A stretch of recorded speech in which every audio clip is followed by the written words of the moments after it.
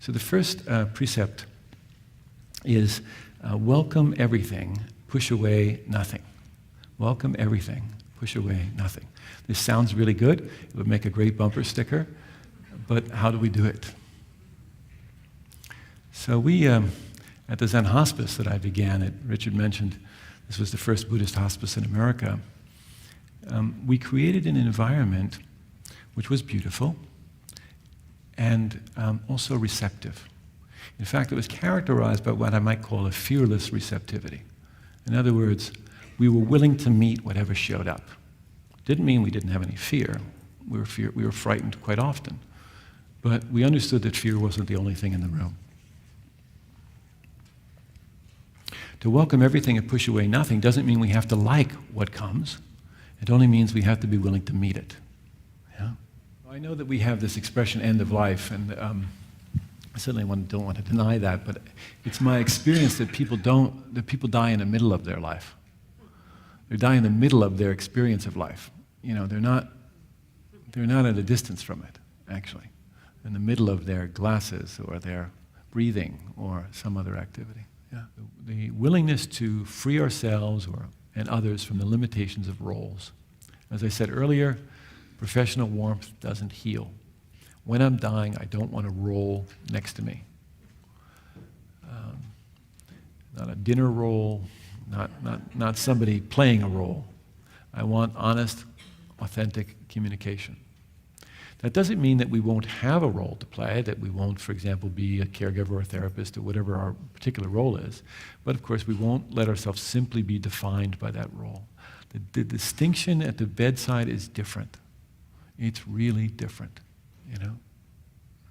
Marion Woodman and I were talking about this once, the famous, feminist Jungian, and she went to see one of her clients who was dying, and the woman began to speak with her about her dreams, which Marion was expert at working with. And she got quite agitated. And the nurses came in and said, "What are you doing? We just had her calm down, and now you're agitating her." And Marion said, "I'm not doing anything. I'm just listening to her, So Marion was able to work with her of course she had all her skills as a therapist, but she was also able to work with her human to human.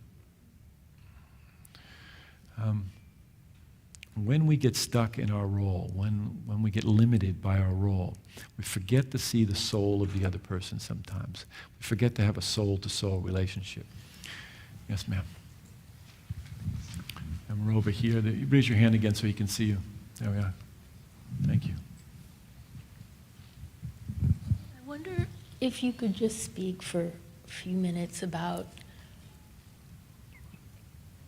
the fact that all these things are true about living as well. Yes. Every single thing you've said. Oh, really? Huh? And funny how that works, huh? Yeah, and I just, at this point, I'm just struck by all the theories, all the things I've learned in school at Naropa, all through my life as a therapist, as a person. Sure. Really, it just comes down to what you're talking about just sitting down and listening. Yeah. Well, I don't really see what the let's not be naive also. Let's recognize that, I have a tool belt, like everybody in this room, of expertise that I've cultivated, and I'm really glad to have them because they're really handy. You're going to run into situations for which your training is going to be invaluable. Mm-hmm. I have a whole toolbox of tools. But I try not to set that toolbox down between myself and the person I'm serving.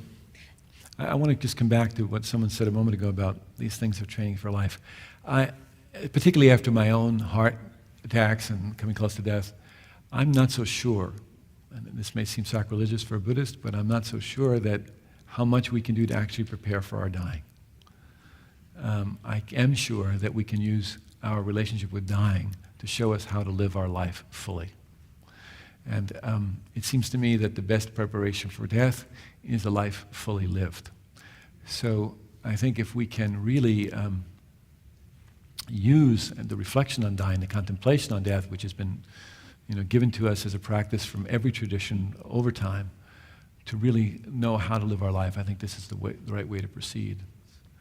I think it's useful reflection for us, and to again use death as our advisor, and to really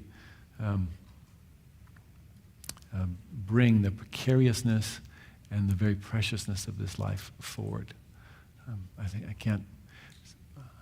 can't stress that enough. I think that's the most important point of any discussion on dying is how does it help us to really live our lives fully. So I think that's a good place to end. Yeah. I want to thank you all very much.